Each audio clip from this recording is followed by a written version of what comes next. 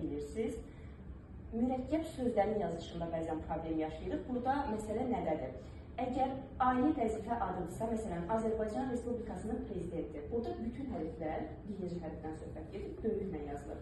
Amma Azərbaycan Respublikasının baş naziri ifadəsində Azərbaycan sözündəki A böyük, Respublika sözündə R böyük, baş sözü böyük, nazir sözü balaca yazılır.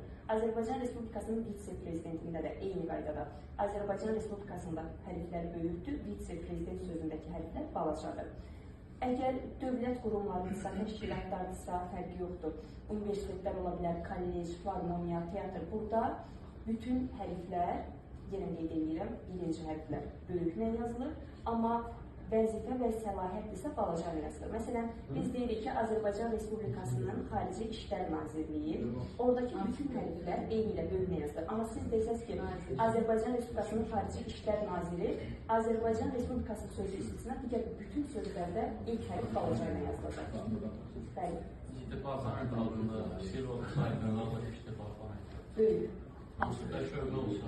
Şöbə olsa balaca. Şöbə olsa, o şöbəsi. O departamentinin şöbəsi olanda evet. Şöbə sözü yenə balaca. Balacaya düşür. Tarixi adlar, əgər gün sözü varsa, mütləq